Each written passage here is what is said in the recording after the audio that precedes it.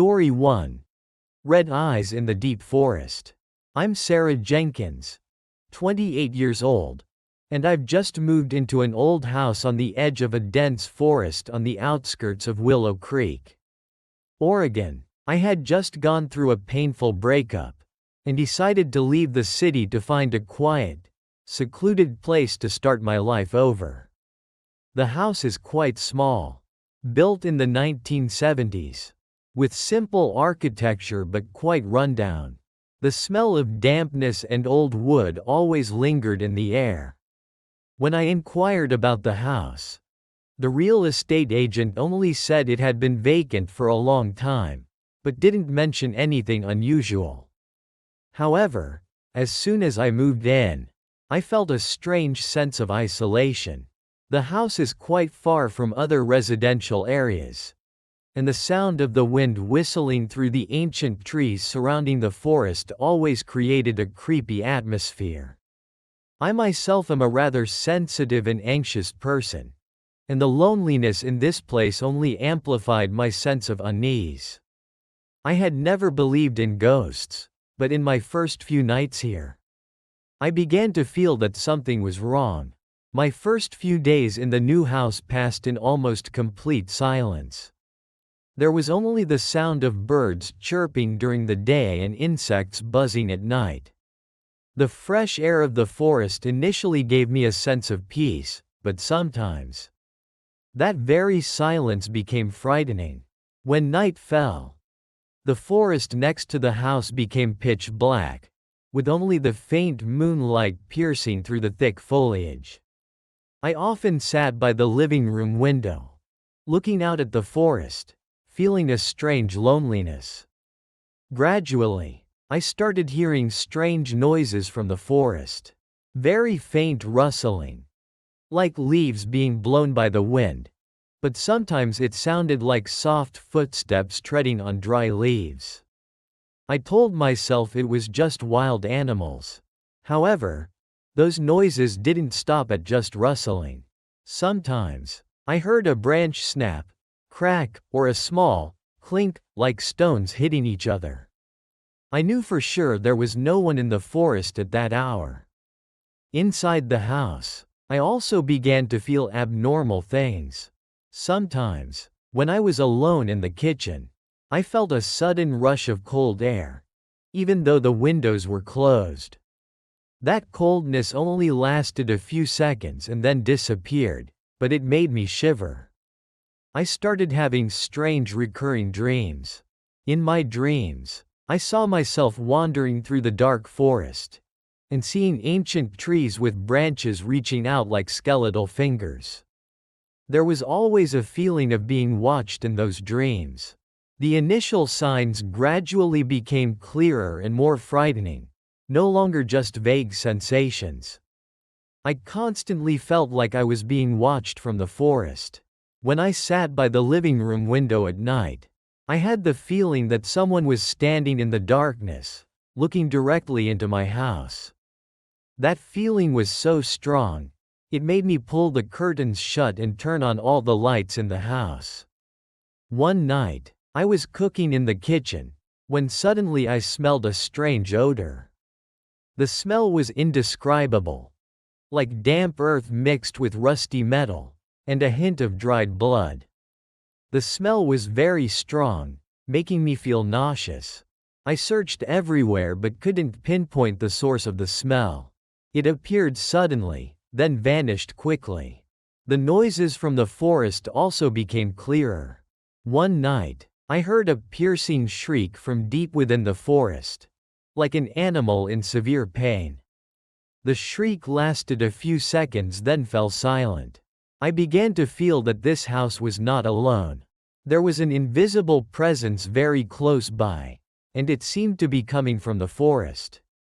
In my dreams, the image of the forest became more haunting. I was no longer just wandering through it, but also seeing blurry figures flitting between the trees, and sometimes, I felt cold eyes staring at me from the darkness.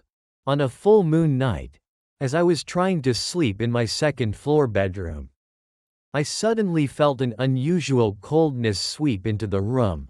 That coldness was not the cold of wind or air conditioning, but an icy chill, permeating to my bones.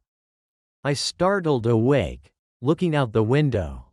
The bright moonlight shone down on the forest, revealing the towering trees and dense bushes. And then, I saw it. Among the towering ancient trees at the edge of the forest, not far from my house, a strange figure was hovering. It was a blurry, indistinct shape, like a white wisp of smoke floating. But the most terrifying thing was, in the midst of that smoke, there were two brilliant red points of light, like two burning embers in the darkness. They were eyes, two glowing red eyes, staring directly into my house. My heart seemed to stop. An overwhelming fear enveloped me. I rubbed my eyes, trying to see more clearly. The image was still there, not disappearing. Those glowing red eyes continued to stare at me, unblinking. I couldn't take my eyes off those red eyes.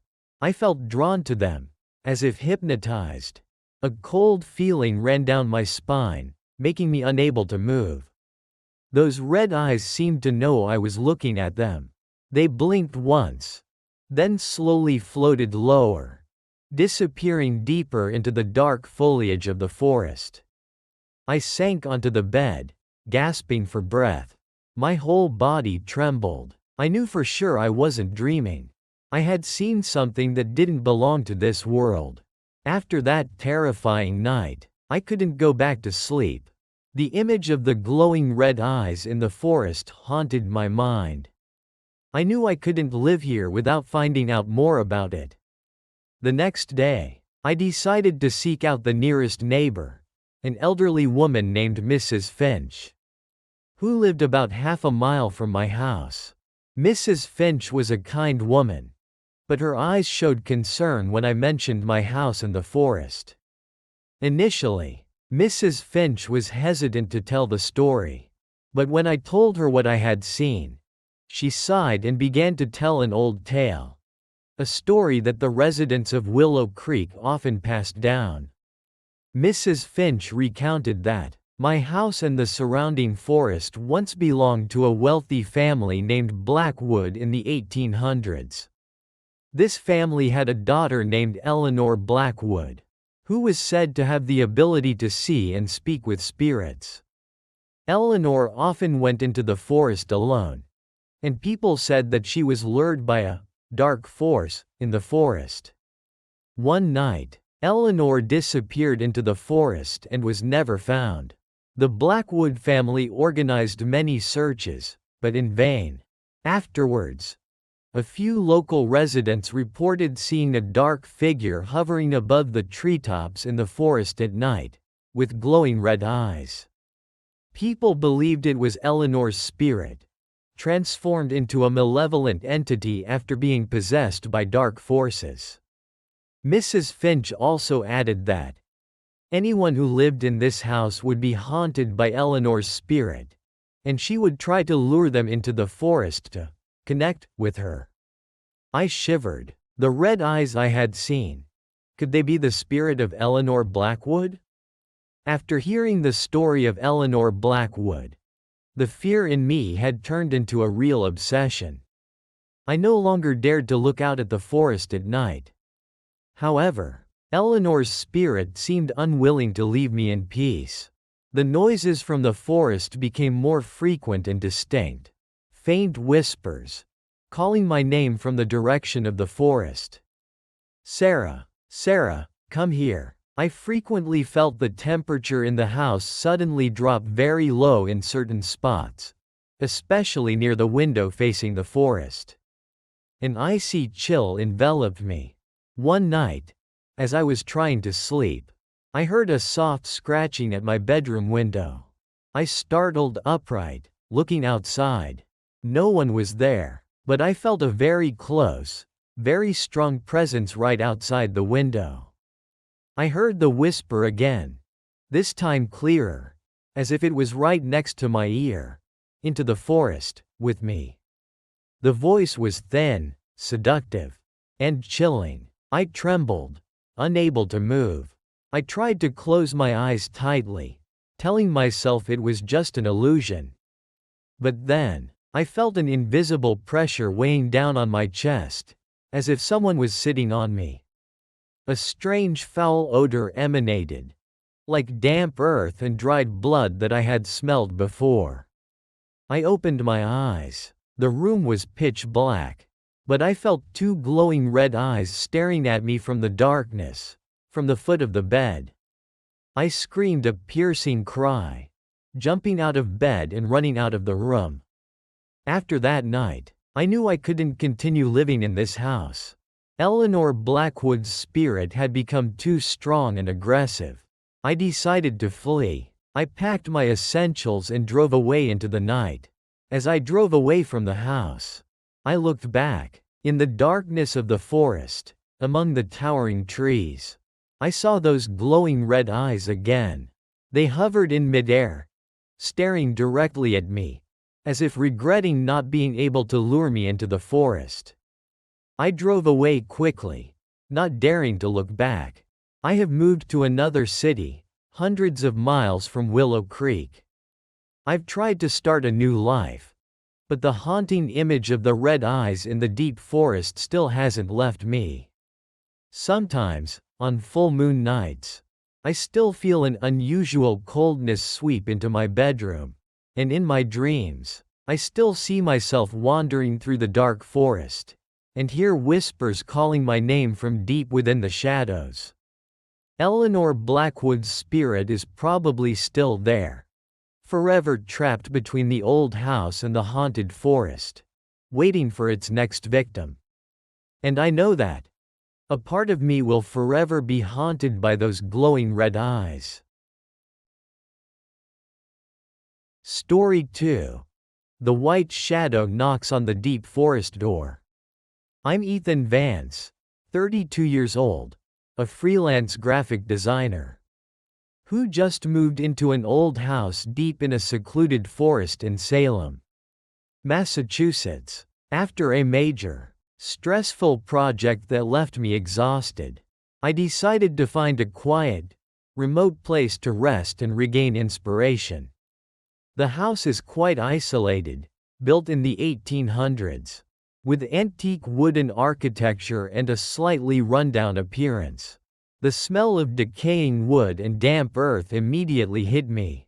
When I arrived, the thick forest surrounding the house created a mysterious green wall, obscuring the sunlight.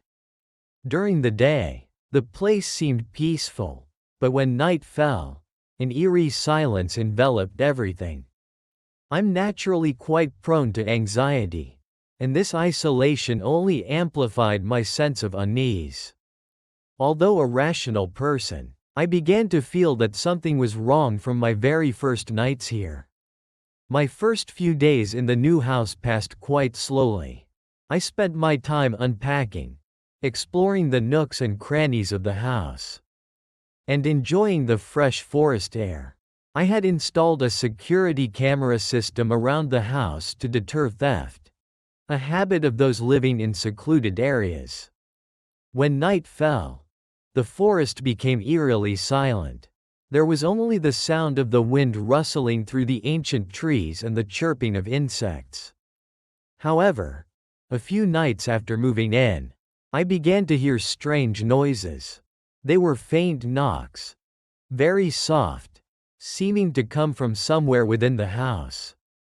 A tap, tap sound with no discernible pattern, sometimes on the ground floor, sometimes upstairs. I told myself it was probably the wood expanding or mice scurrying around. I started to feel watched. When I moved around the house at night, I felt as if someone was standing right behind me, but when I turned around, there was no one. Sudden cold drafts frequently appeared in certain spots in the house, especially near windows or hidden corners. Sometimes, I would even glimpse shadows flitting past in my peripheral vision as I walked through the dark hallways. It was only a very brief moment. A blurry image, but enough to make me jump. I always tried to rationalize it as fatigue or hallucinations. Strange dreams also began to haunt me. I often dreamt of wandering through the dark hallways of the house at night, and hearing whispers calling my name from empty rooms. A pervasive sense of fear always lingered in those dreams. The initial signs became clearer and more unsettling. I could no longer reassure myself with logical explanations. A strange scent began to appear more frequently. It was a sweet yet chilling aroma, like wild daisies mixed with dampness and something very peculiar, very distinct. This scent would often appear suddenly in the living room or bedroom, then quickly vanish. One night, I was sitting in the living room reading, when suddenly I heard a very faint whisper. "Ethan," a female voice, weak and full of sorrow. I startled, looking around the room. No one was there, but I knew for sure I hadn't imagined it. I started checking the security cameras more thoroughly. Initially, there was nothing unusual. But then I noticed something strange. The nighttime recordings would sometimes flicker, inexplicably, as if there was some kind of interference. There were brief periods where the image would blur or jump, then return to normal. I told myself it was probably a technical glitch with the old system. However, one night, as I reviewed the security camera footage from the front yard, I saw a white figure flit past the lens very quickly. It was a blurry, indistinct shape, like a white wisp of smoke floating. It appeared and disappeared in an instant.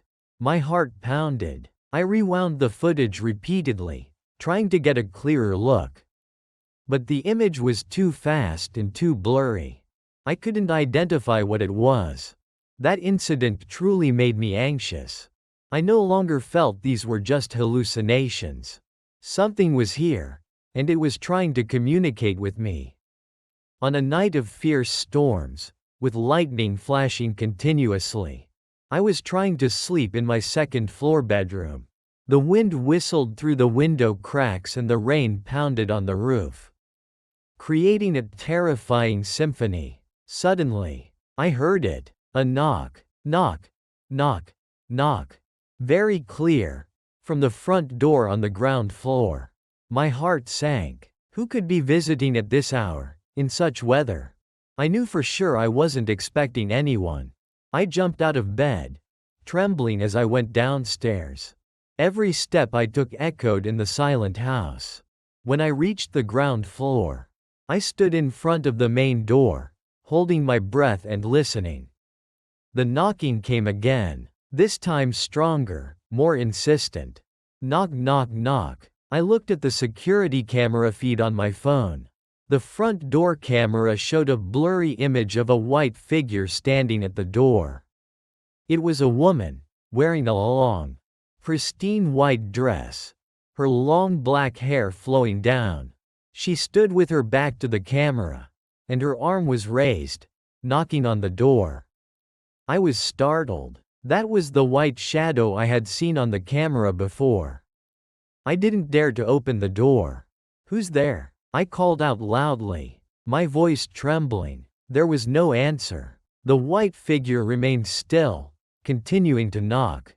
And then, she slowly turned her head. Through the camera screen, I saw the woman's face. Her face was pale, her eyes empty and pitch black, with no pupils. But the most terrifying thing was, in the hollows of her eyes, there were two brilliant red glowing dots, like two burning flames. Those red eyes stared directly at the camera, through the screen, through the darkness, as if staring directly at me. I felt an icy cold draft rush through me. Then the white spirit slowly raised her hand, waving towards me, as if inviting me in. A faint smirk appeared on her pale face. I screamed a piercing cry, dropping my phone. The camera on my phone was still recording, and I saw the white spirit slowly dissolve into the darkness, like a wisp of white smoke. After that terrifying night, I called the police, but they only said there were no signs of forced entry and suggested I was hallucinating due to stress. I knew I had to investigate it myself. I started searching for information about the history of the house and the surrounding forest at the local library. I read many books about Salem's history, about the famous witch trials. I discovered that my house was built on a piece of land that once belonged to a woman named Mercy Lewis, who was accused of being a witch and hanged in the late 17th century during the Salem witch trials. It was said that Mercy Lewis was a solitary woman, living in seclusion in the forest and capable of communicating with spirits. After her death, her spirit was believed to still linger in the forest, seeking revenge on those who had accused her. Some old records also mentioned that Mercy Lewis often wore a white dress when practicing her craft, and her eyes were described as glowing red like embers when she performed rituals. Another story I found was about a group of teenagers who camped in the forest near my house in the 1970s.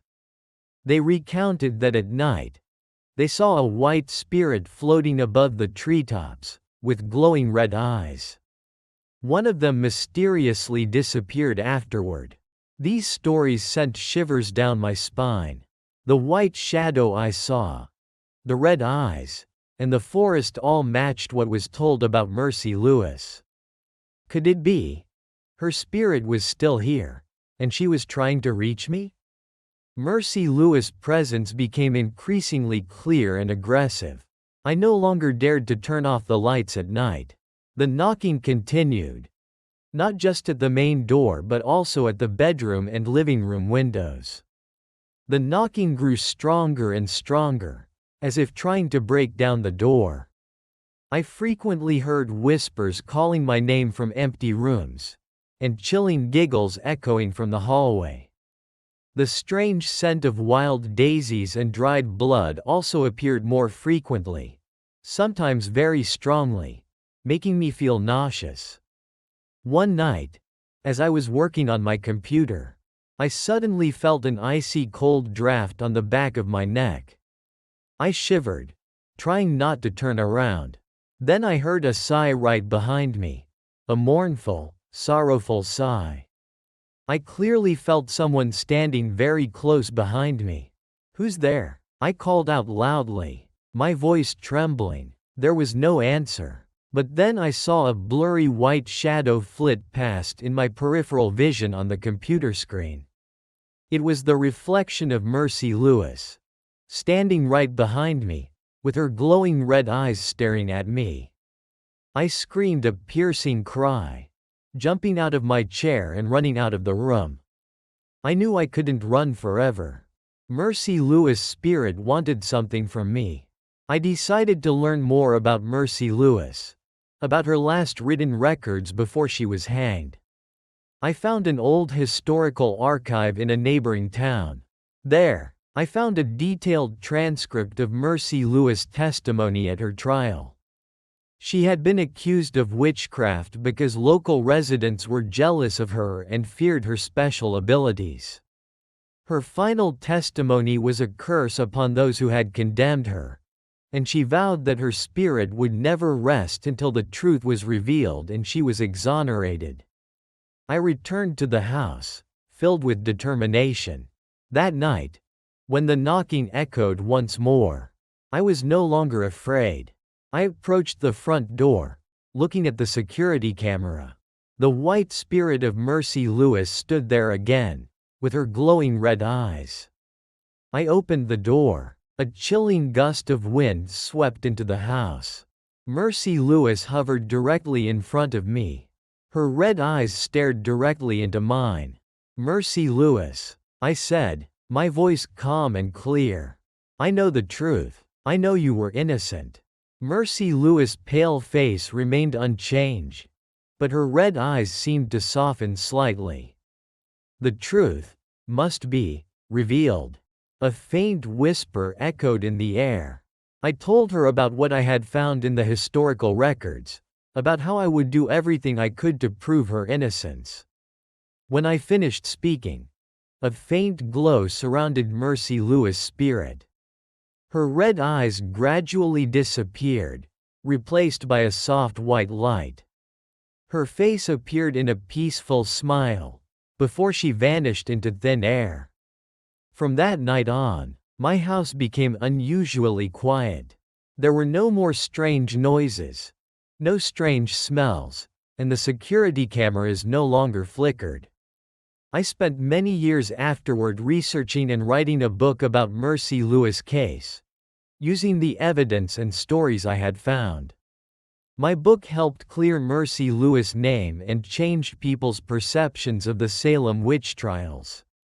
The house by the forest is still where I live. I know that Mercy Lewis' spirit has found peace.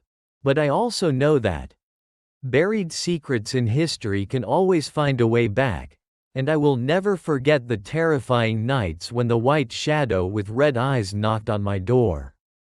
If the story of the white shadow knocks on the deep forest door sent shivers down your spine, if you believe in true horror and hidden mysteries, please support our channel.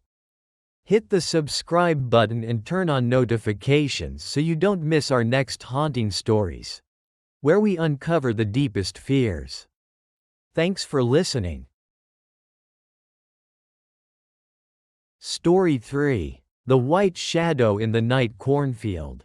I'm Michael Reed, 35 years old, a freelance illustrator, who just moved into an old house in a secluded rural area of Nebraska. After experiencing a creative crisis that almost led me to abandon my career, I decided to find a quiet, isolated place to rest and regain inspiration and peace of mind. This house belonged to my great-grandparents, and had been abandoned for decades. It's located right next to a dense forest and a vast cornfield, stretching as far as the eye can see. The house had a normal appearance, slightly rundown with peeling paint and creaking wooden doors. The smell of dust and time always permeated the air. When I arrived, the silence was so profound that I could clearly hear the rustling of the wind through the dry corn stalks and the buzzing of insects. Although I'm an introverted person, I always tried to stay alert and rational. But from my very first nights here, I began to feel a strange presence, something beyond my comprehension. My first few days in the new house passed quite peacefully. I spent my time unpacking, tidying up the house, and sketching new ideas. The cornfield stretched out before my house, and in the summer, the tall, lush corn plants formed a green wall, obscuring the view beyond. When night fell, the house and the cornfield plunged into darkness. There was only the chirping of insects and the rustling of the wind through the corn stalks. However, a few nights after I moved in, I started hearing strange noises from the cornfield. They were faint rustling sounds, very soft, seemingly from someone moving very quietly through the rows of corn. At first, I thought it was wild animals, perhaps a deer or a raccoon. But those sounds sometimes had an unusual rhythm, unlike the footsteps of animals. I began to feel watched. Every time I looked out the living room window towards the field, I had the feeling that someone was hidden among the tall corn stalks, looking directly into my house. A chill ran down my spine, making me pull the curtains shut. Sometimes, I would even glimpse blurry shadows flitting past in my peripheral vision as I moved around the house at night.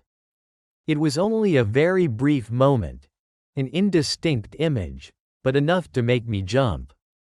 I tried to reassure myself that it was just fatigue and an overactive imagination. Strange dreams also began to appear. I often dreamt of getting lost in the dark cornfield, and hearing whispers calling my name from somewhere amidst the tall corn stalks. A pervasive sense of fear always lingered in those dreams. The initial signs gradually became clearer and more frightening, no longer just vague sensations. I frequently smelled a strange scent in the house. It was the smell of damp earth and fresh corn, but mixed with something very peculiar, very melancholic, like the smell of something that had been dead for a long time. This scent would often appear suddenly in the living room or bedroom, then quickly vanish. One night, I was sitting and drawing in my study, when suddenly I heard a very faint sigh, seemingly coming from the corner of the room. The sigh sounded very sad and desperate. I startled, looking around the room. No one was there, but I knew for sure I hadn't imagined it. I also began to notice other strange phenomena. Sometimes, when I left a small object on the table, such as a pencil or a lighter, when I returned, it would be in a different position, even though no one had touched it. The temperature in the house also frequently changed abruptly in certain spots, especially near the window overlooking the cornfield. An icy cold draft often swept through, even though the outside temperature wasn't low. I felt that this house was not alone. There was an invisible presence here, and it seemed to be coming from the cornfield. On a hot summer night, I couldn't sleep. I decided to go out onto the porch to cool off. The bright moonlight shone down on the cornfield, creating long and eerie shadows. I sat on the swing chair, admiring the peaceful scene. Suddenly, I saw it, not far from the edge of the forest. Right in the middle of the cornfield, something white was jumping up and down. It was a blurry, pure white figure, like a cloak floating. It would jump up a little, then come down, repeating the movement steadily. My heart pounded. I rubbed my eyes, trying to see more clearly. The white shadow was still there, not an illusion. It continued to jump up and down, like a person dancing bizarrely amidst the rows of corn. "What is that?" I muttered, my voice trembling. I pulled out my phone, turned on the video recording function, and zoomed in as much as I could. I tried to record the image. Through the phone screen, I saw it more clearly. It was the figure of a woman, wearing a long white dress, with long black hair flowing down. Her face was pale white, with no clear features, like a plaster statue. An overwhelming fear enveloped me. I knew it wasn't a living person. As I was filming, the white shadow suddenly stopped. It turned its head, looking directly at me. Its pale white face was now clearer, and I saw two empty, dark eye sockets. But then, in those eye sockets, two brilliant red glowing dots suddenly flared up, like two burning flames in the dark night. Those red eyes stared at me, unblinking. I felt drawn to them, as if hypnotized. An icy cold draft rushed through me, making me unable to move. Then the white spirit slowly raised her hand, waving towards me, as if inviting me in. A faint smirk appeared on her pale white face. I screamed a piercing cry, dropping my phone. When I looked back, the white shadow had disappeared deep into the cornfield, as if it had never existed. After that terrifying night, I couldn't go back to sleep. The image of the white spirit and the red eyes haunted my mind. The video I recorded was blurry and unclear, making me doubt my own eyes. I knew I had to find out about the history of this house and cornfield. I went to the local library in the nearby town, hoping to find old records. I found a few old newspaper articles from the 1920s. reporting on a tragic murder that had occurred in the nearby cornfield.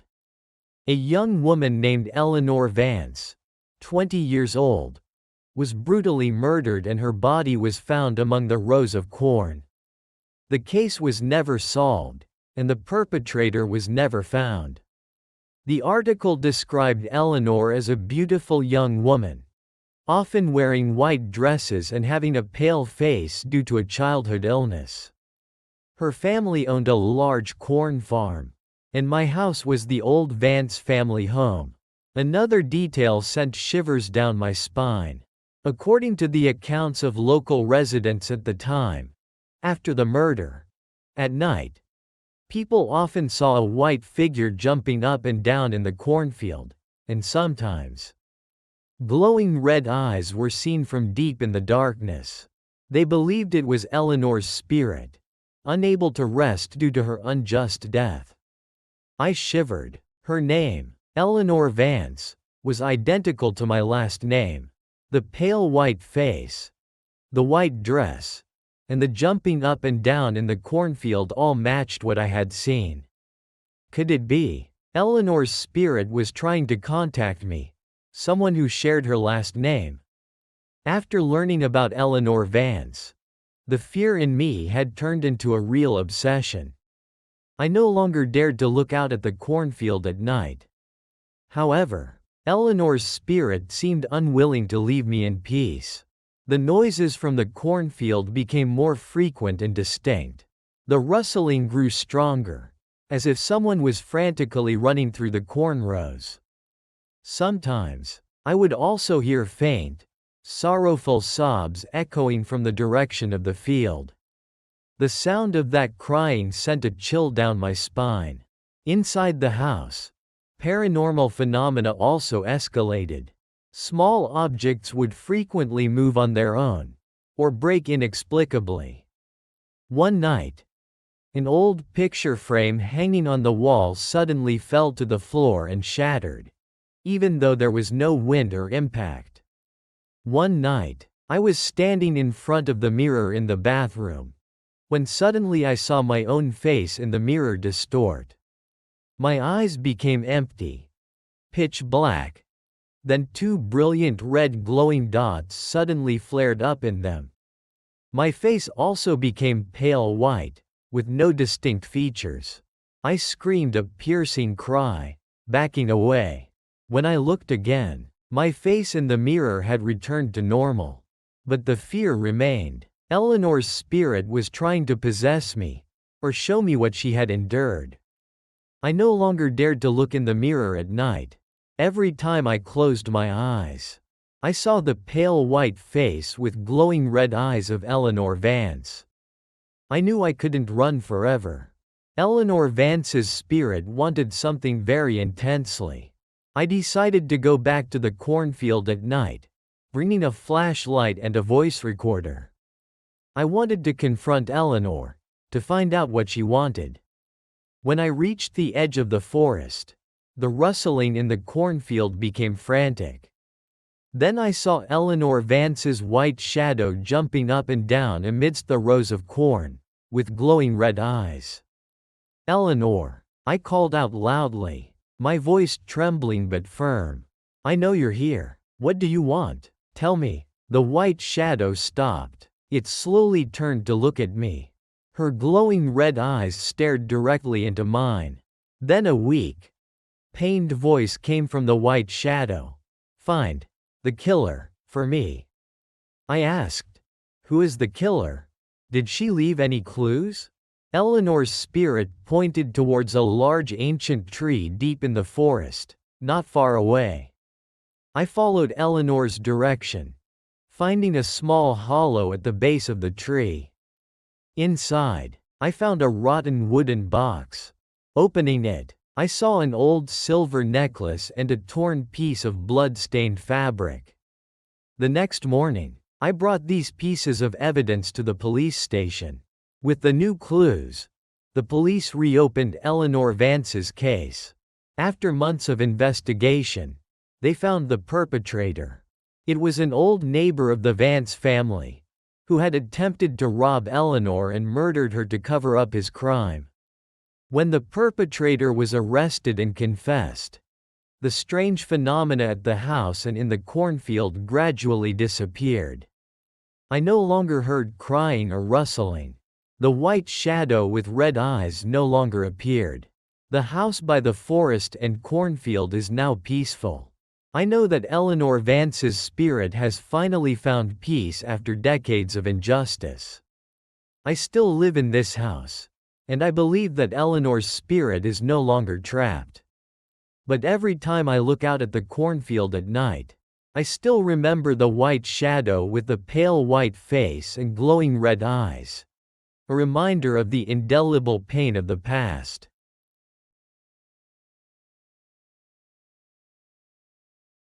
Story 4. Screams Echoing from the Night Forest. I'm Olivia Hayes, 26 years old, and I recently inherited an old wooden house from my late grandmother in a remote rural part of Maine. I was going through a difficult period in my life, having just lost my job and feeling completely lost. Hoping to find some peace and time to think, I decided to move to this house. It's isolated from other neighbors, hidden behind tall trees and right next to a dense old forest.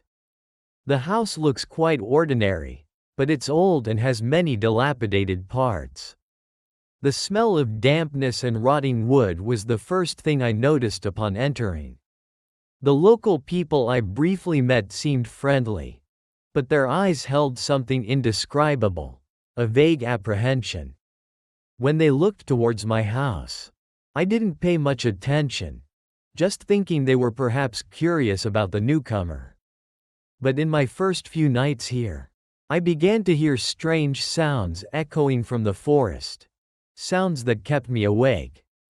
The first few days in the new house passed quite quietly during the day. I spent time cleaning, trying to make the place cozier. The forest next to the house had a wild beauty, but it also brought an indescribable sense of solitude. When night fell, silence enveloped everything, with only the sound of the wind gently blowing through the treetops and the chirping of insects. However, about a few nights after I arrived, I began to hear very faint noises from the forest. They were vague whispers, the words unclear, but they sounded very sad and sorrowful. At first, I thought it was the wind whistling through the branches, but those whispers seemed to have a tone, as if someone was talking to themselves in the dark. I began to feel like someone was watching me every time I stood at the window looking out at the forest at night. I had the feeling that an invisible gaze was following me from the darkness. This feeling was very strong, making me quickly close the windows and draw the curtains. Sometimes, when I was alone in the house, I would even hear the sound of soft footsteps walking around upstairs, even though I was sure I was the only one here. I tried to explain it as the old house settling, but the unease kept growing. Strange dreams also began to haunt me. I often dreamt of standing at the edge of the forest, and hearing whispers beckoning me deeper inside. There was always a sense of lurking danger in those dreams. The initial signs gradually became more frightening, no longer just vague sensations. About a week after I moved in, on a quiet late night, I suddenly woke up to a heartbreaking cry echoing from the forest. The cry was a woman's voice, sounding very painful and desperate. "Help, please help me." The cry echoed in the still night, making my hair stand on end. I quickly turned on the lights, my heart pounding. I ran to the window, looking out at the dark forest. Nothing was visible, but the cry continued, sometimes closer, sometimes farther away, as if the person was moving through the woods. I called out loudly, "Is anyone there? Are you okay?" There was no answer. Only the heartbreaking cry continued to echo, tearing through the quiet night. I was very scared, but also felt worried for the person in trouble. I decided to call the police, but as I was looking for my phone, the cries suddenly stopped. After that night, the heartbreaking cry became an obsession. Almost every night I heard it, from around midnight until dawn. The cry always came from the direction of the forest, and it always sounded very real, very painful. I tried calling the police a few times, but every time they arrived, the cry would disappear. They suggested I was stressed and imagining things. I began to doubt myself. Maybe I was too sensitive, maybe I was really stressed. But that cry sounded too clear, too real to be a hallucination. The constant cries made me incredibly uneasy. I told a few of the neighbors who lived nearby about it. Two of them, a middle-aged couple named George and Martha, seemed quite worried when they heard my story. One night, when the cry echoed more desperately than ever before, George and I decided to go towards the forest together to see what was happening. Martha advised us not to go, but we felt we couldn't ignore it any longer. We took flashlights and went deep into the dark forest. The dense trees obscured the moonlight, making the path dark and difficult to navigate. The rustling of leaves underfoot and the chirping of insects created a creepy atmosphere. When we had gone quite a distance, the cries suddenly stopped. The forest became eerily silent, with only the sound of the wind gently blowing through the trees. "Did you hear anything?" I whispered to George. George shook his head, looking worried. "No, it just suddenly stopped." "Very strange." We continued a little deeper, calling out loudly, "Is anyone there? We're here to help." Only echoes came back from the trees. No one answered. The forest remained terrifyingly silent. After a fruitless search, we decided to turn back. As we turned around, I faintly heard a sigh from behind us. I startled and turned back, but saw nothing. Back home, both George and I felt uneasy. That cry was real, but why did it disappear when we got close? And why did the forest become so silent? A few nights later, the cry echoed again, still as heartbreaking and painful as ever. This time, George asked another neighbor, a young man named David, and my father, Richard, to come with him towards the forest. I was too scared to follow, only watching from my house window. They took flashlights and went deep into the woods. I saw their flashlight beams moving between the dark trees. They walked for a while then stopped, seeming to listen for something. Then suddenly, one of the flashlight beams stopped on a spot. I saw David shining his light on a tall tree near the edge of the forest. And then, I saw it. On a high branch, suspended in the darkness, was a human head. It was a bald head, with a pale face and wide, staring eyes. But the most horrifying thing was, the head was grinning at the three of them. A wide grin, full of sharp and black teeth. A smile that didn't belong to a human being. "What the hell?" I heard George's terrified shout echo. Immediately, the head began to move. It didn't fall, but slowly floated up from the branch, suspended in midair. Then it turned its face towards the flashlight beams, grinning once more, before flying swiftly away into the dark depths of the forest. I stood frozen by the window, unable to believe what I had just seen. I saw the three men frantically running out of the forest, their faces pale with terror. When they returned, they recounted what they had seen with trembling voices. They had all seen that head, the human head floating on the tree and its horrifying smile. "I can't believe my eyes anymore," David stammered. "I've never seen anything so scary." My father, normally a strong and rational man, couldn't hide the look of horror on his face. I don't know what that was, but it wasn't something normal. After that night, no one dared to go near the forest at night anymore. The heartbreaking cry continued to echo every night, but no one dared to go out and investigate. Ever since my father and the neighbors saw the floating head on the tree, the atmosphere in my house became more suffocating and terrifying than ever. I always felt a sinister presence lurking around. The whispers in the night became clearer. Sometimes I would even hear names being spoken, and one of them was my own. Objects in the house began to move on their own. Doors would open and close by themselves. Pictures fell off the walls, and small objects were thrown around for no apparent reason.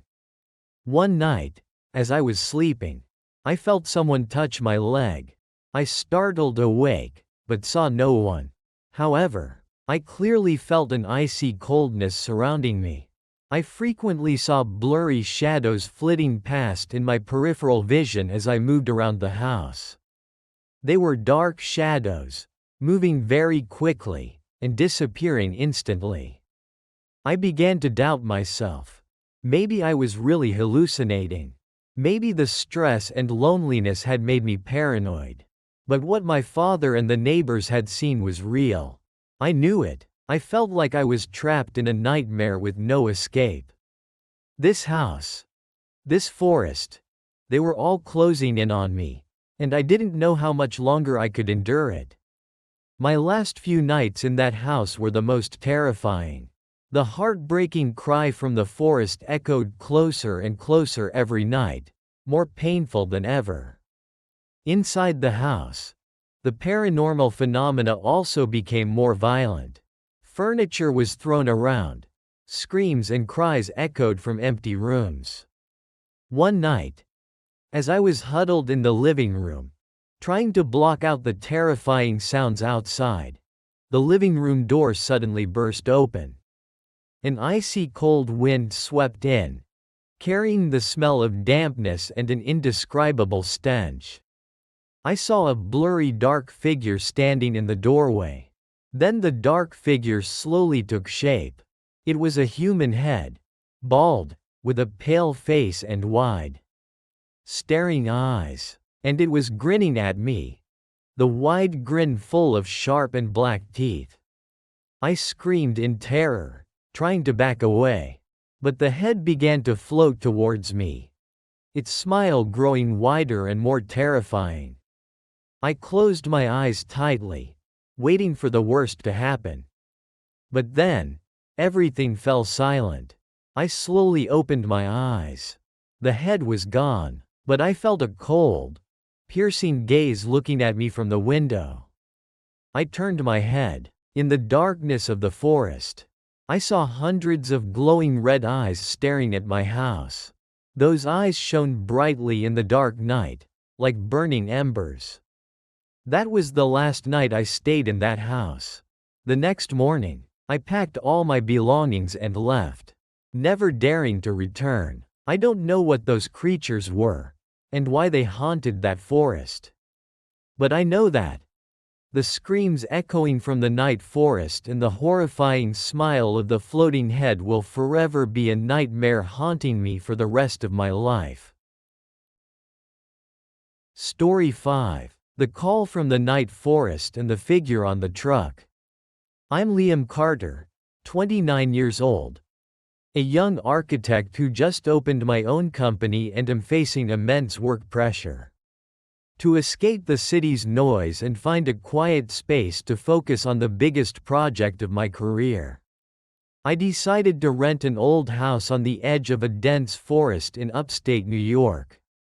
In the autumn of 2023, this house was quite secluded, with only a few neighbors living quite far away. The house was built in the 1950s, with simple architecture but quite dilapidated. The smell of dampness and old wood immediately hit me as I walked in. Outside, I had a small truck carrying construction supplies that I used to transport personal belongings and necessary materials for minor repairs in the house. The surrounding forest created a mysterious green wall, and the wind blowing through the ancient trees always produced eerie sounds. I'm prone to excessive worrying, and this isolation only increased my sense of unease. Although a rational person, I began to feel that something was wrong from my very first nights here. My first few days in the new house passed in almost complete silence during the day. I spent time organizing my belongings, trying to make the place more comfortable.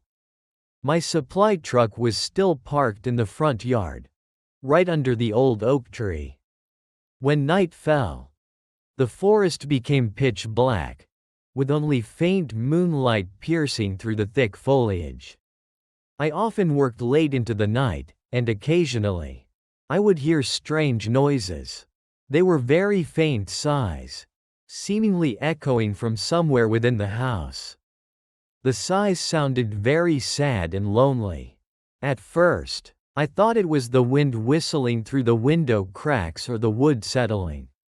I started to feel a strange coldness suddenly appear in certain spots in the house, especially in the hallway leading to the back and near the window overlooking the forest. That coldness only lasted a few seconds and then disappeared, but it sent shivers down my spine. Sometimes, I would even glimpse shadows flitting past in my peripheral vision as I walked through the dark hallways. It was only a very brief moment, a blurry image, but enough to make me jump. I always tried to rationalize it as fatigue or hallucinations. Strange recurring dreams also began to haunt me. In my dreams, I saw myself wandering through the dark forest, and hearing someone calling my name from deep in the darkness. There was always a sense of despair and loneliness in those dreams. The initial signs gradually became clearer and more frightening, no longer just vague sensations. I frequently smelled a strange scent in the house. It was a sweet yet chilling aroma, like wild daisies mixed with damp earth and something very familiar, yet I couldn't identify it. This scent would often appear suddenly in the living room or bedroom, then quickly vanish. On a quiet late night, as I was trying to sleep, I suddenly heard someone calling my name. Liam, a female voice, weak and full of sorrow. The voice sounded very close, as if it was right next to my ear. I startled awake, my heart pounding. I turned on my bedroom light, looking around. No one was there. The room was completely empty.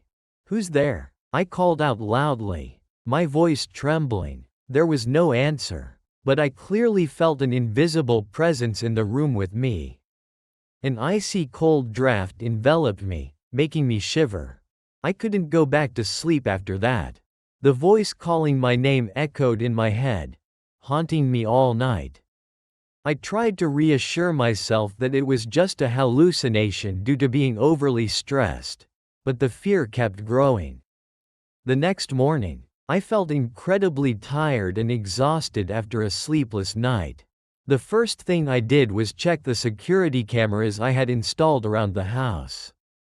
I wanted to see if anything unusual had happened during the night. As I reviewed the footage from the front yard camera, my heart stopped. In the footage recorded around 3 a.m., I saw a girl standing on my supply truck. She was wearing a faint white dress, her long hair flowing down, covering most of her face. She stood there, motionless, looking directly into my house. The most terrifying thing was, she stood very steadily on the truck bed, even though the truck bed was quite high and the surface was uneven. I looked closer. She wasn't moving at all, just standing still like a statue. I rewound the footage repeatedly, trying to get a clearer look at her face.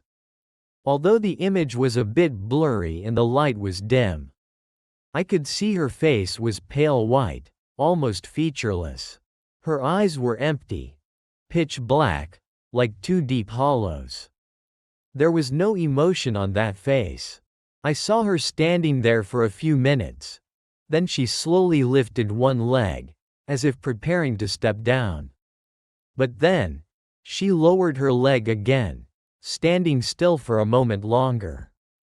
And then, she slowly turned her back to the camera and vanished into the darkness of the forest, like a white wisp of smoke dissipating into the air. I sank into the chair, gasping for breath. I had seen a ghost standing on my truck, looking straight into my house. After seeing that horrifying footage, I knew I couldn't ignore it any longer. I decided to research the history of this house and forest. I went to the local library and asked the oldest residents in the area. I found an old story, a forgotten tragedy from decades ago. In the 1970s, a young girl named Emily Miller, 19 years old, lived in my house. She was a nature lover, spending most of her time in the forest drawing and writing. Emily also had a small truck, just like my supply truck, which she used to transport things and occasionally explore. One day, Emily mysteriously disappeared. People searched everywhere in the forest, but found no trace of her. Her family later left, and the house was abandoned. Local residents recounted that, after Emily's disappearance, on full moon nights, people often saw a white figure lingering in the forest, sometimes standing on high objects, like a truck, looking towards her old house. They believed it was Emily's spirit, still trapped here, searching for something she had lost. There was a peculiar detail an elderly woman told me. She said that Emily Miller frequently heard someone calling her name from the forest, and she always felt an invisible force drawing her deeper inside. I shivered. The voice calling my name, the image of the girl on the truck, all matched in a terrifying way. After learning about Emily Miller's story, the fear in me had turned into a real obsession. I no longer dared to turn off the lights at night. The voice calling my name became more frequent, no longer just a whisper but a clearer call, echoing throughout the house. Liam, Liam, come here. The voice sounded very sad and lonely, sometimes tinged with despair. The strange scent of wild daisies and damp earth also appeared more frequently, sometimes very strong, making it difficult for me to breathe. One night, as I was trying to sleep, I heard faint sobs echoing from the direction of the forest. The crying sounded very real, very painful, like the cry of an abandoned child. I knew it was Emily. Inside the house, paranormal phenomena also escalated. Small objects would frequently move on their own, or break inexplicably. Once, while I was cooking, a sharp knife suddenly slid off the cutting board and fell to the floor, narrowly missing my foot. I frequently felt someone moving around in the house, even though I knew for sure I was the only one there. The soft footsteps, the sighs, and the feeling of being watched were constant. I began to feel my mental state deteriorating. I had trouble sleeping, lost my appetite, and was always in a state of extreme anxiety. I felt like I was losing my mind. I knew I couldn't run forever. Emily Miller's spirit wanted something from me, and I felt she was in great pain. I decided to confront her. I re-watched the camera footage of the girl on the truck many times, and I noticed something strange. She always looked towards a small corner of the forest, where there was a very large ancient oak tree. That night, I brought a flashlight, went out to the front yard, and stood next to the supply truck. I looked towards the ancient oak tree. Emily, I called softly, my voice trembling but firm. I know you're here. What do you want? Tell me. Immediately, an icy cold wind blew through. Then I saw it. Emily Miller's white shadow slowly materialized on the supply truck. She stood there, her face pale white, her eyes empty. The voice calling my name echoed again. This time clearer, but still full of sorrow. Find my diary, I asked. Where is the diary? Emily's spirit slowly raised her hand, pointing towards the large ancient oak tree. I went to the tree, trying to search. Under a hollow in the tree, I found a rotten wooden box. Inside was an old, yellow diary. I opened the diary. In it, Emily had written her last words. She recounted how she had been attacked by a stranger in the forest, who tried to rape and kill her. She had tried to escape, but finally collapsed and died at the base of this oak tree. The diary was her final plea for help, and the only evidence of the crime. I took the diary to the police station. With this evidence, the police reopened Emily Miller's case. After months of investigation, the perpetrator was finally arrested and confessed. He was an old man who lived in a nearby town, who had been obsessed with Emily and had stalked her for years. When the perpetrator was arrested, the strange phenomena in my house gradually disappeared. The voice calling my name, the crying, and the strange scent no longer appeared. Emily Miller's white shadow was also no longer seen on the supply truck. The house by the forest is now peaceful. I still live there, but the haunting memory of Emily Miller and her tragic story will forever remain in my mind. I know that she has found peace after the truth was revealed.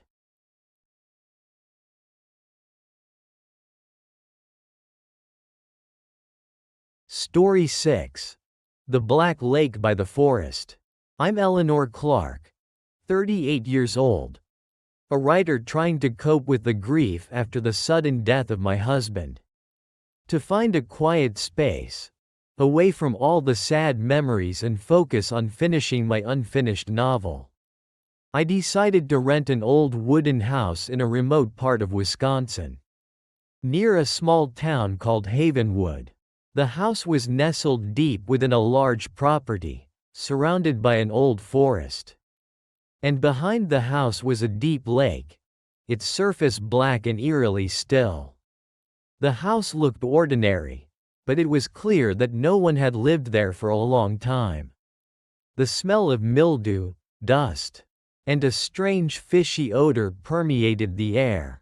The landlord, a stern-looking old man named Mr. Abernathy, warned me not to go near the lake behind the house at night, and the look in his eyes when he spoke about the lake made me feel uneasy.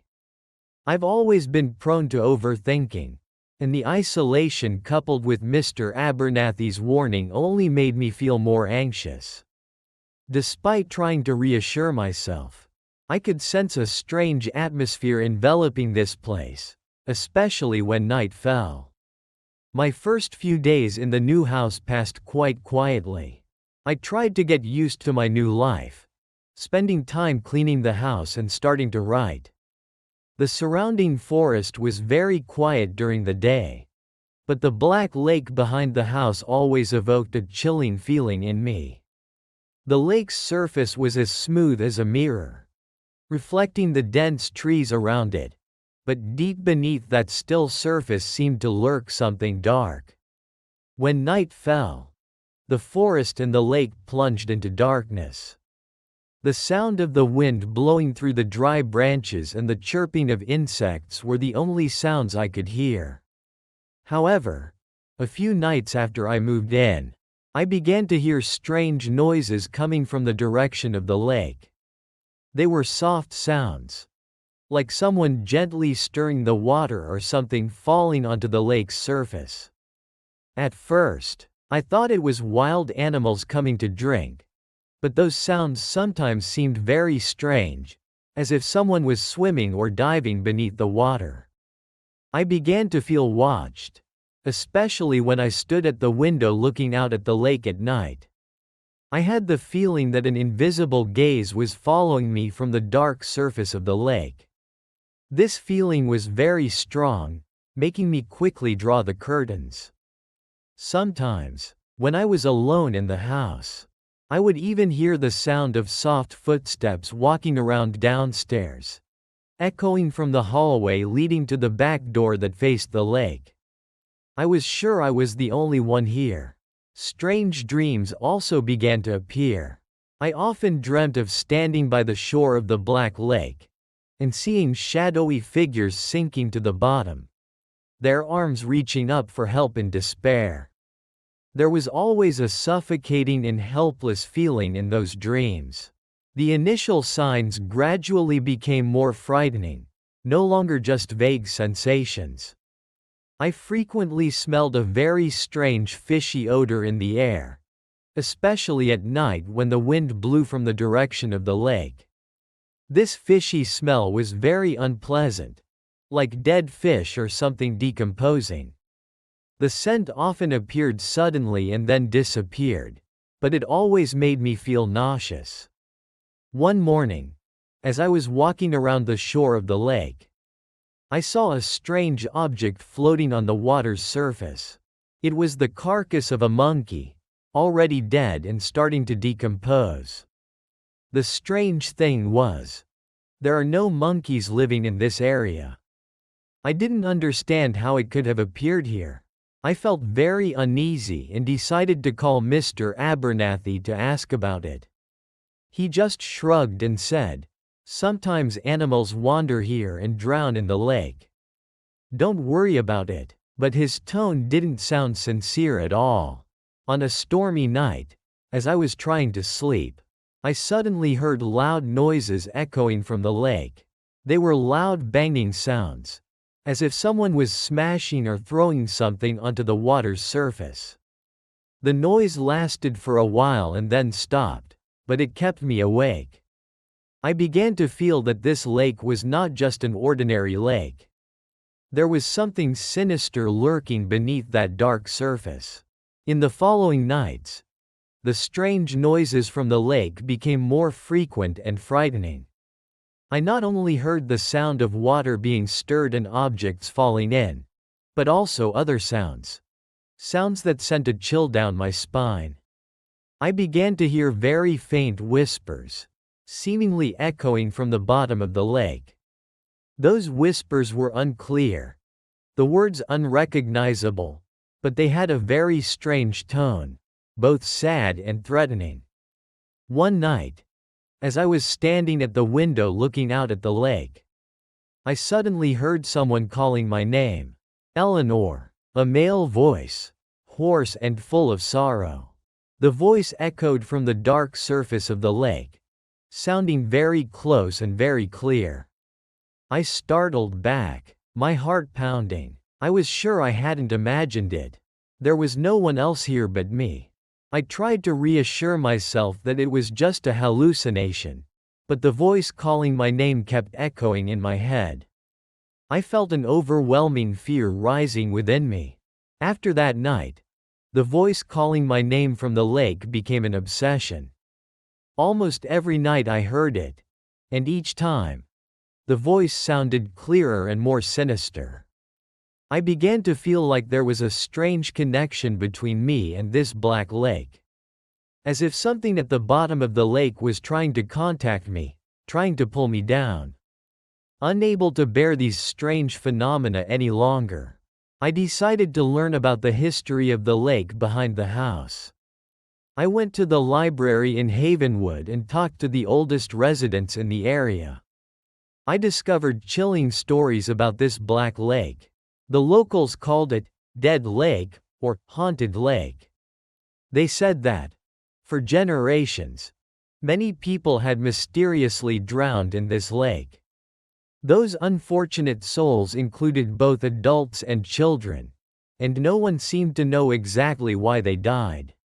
Rumor had it that beneath the lake's surface lurked something sinister, an evil spirit or a demon that would drag anyone who came close down to the deep bottom. Some people also recounted that, on full moon nights, they often saw shadowy figures lingering on the lake's surface, and heard mournful cries echoing from beneath the water. I also heard the story of a family who had lived in my house many years ago. They had a young son who loved to play near the lake. One day, the boy disappeared, and after many days of searching, his body was found at the bottom of the lake. Since then, that family had moved away and never returned. These stories sent shivers down my spine. The black lake behind the house was not just an ordinary lake. It carried a dark and deadly history. After learning the chilling stories about Dead Lake, the fear within me reached its peak. I no longer dared to look out at the lake at night. However, the haunting didn't stop outside. Inside the house, strange phenomena also became more intense. Furniture often moved on its own. Doors would open and close by themselves, and unexplained noises echoed everywhere. One night, as I was sleeping, I felt someone pulling my leg. I startled awake, looking down at the end of the bed, but saw no one. However, I clearly felt a cold hand gripping my ankle tightly. I tried to struggle but couldn't break free. Finally, the hand released me, and I frantically jumped out of bed. I frequently saw blurry dark shadows flitting past in my peripheral vision as I moved around the house. Once, I clearly saw a tall figure standing at the end of the hallway, but when I approached, it had vanished. When I looked in the mirror, sometimes I saw my face distort, becoming pale and fierce, with deep black eyes and a sinister smile. But the most frightening thing was what I saw in the lake. Sometimes, when I looked out at the lake during the day, I would glimpse shadowy figures moving beneath the black water. They looked like human bodies sinking deeper and deeper. I began to feel surrounded by sinister forces, both inside the house and in the lake. I knew I couldn't run forever. Something wanted me to come to the lake, wanted to drag me down into the dark water. On a full moon night, when the whispers calling my name from the lake became clearer and more compelling than ever, I decided to go outside. I took a flashlight and walked towards the shore of the lake. The black lake reflected the faint moonlight, creating a terrifying scene. The wind whistling through the dry trees sounded like mournful cries. When I got close to the shore, I saw a shadowy figure standing at the water's edge. It was a tall, indistinct figure, as if formed from black smoke. "Who are you? What do you want?" I asked tremblingly. The dark figure slowly turned around. I saw a pale face, with deep black eyes, devoid of pupils. A sinister smile appeared on that face. Then the dark figure raised its hand, pointing towards the black surface of the lake. The whispers calling my name grew louder, more insistent. I felt a strong pulling force drawing me towards the lake. I tried to resist, but I couldn't. My feet slowly stepped into the cold water. As the water reached my knees, I saw shadowy figures beneath the surface reaching out towards me. Distorted faces, full of suffering, appeared in the black water. One of those figures suddenly rose out of the water. It was a man with a pale face, white eyes, and Uzazni wounds on his body. He reached out towards me, his mouth open as if to scream something. I screamed in horror and tried to back away. But another cold hand gripped my ankle tightly, pulling me down into the water. I sank deeper and deeper into the dark bottom of the lake, seeing countless pale faces staring at me. Sinister whispers echoed everywhere, and then, everything faded into eternal darkness. If the story of The black lake by the forest sent shivers down your spine. If you believe in true horror and hidden mysteries, please support our channel. Hit the subscribe button and turn on notifications so you don't miss our next haunting stories, where we uncover the deepest fears. Thanks for listening.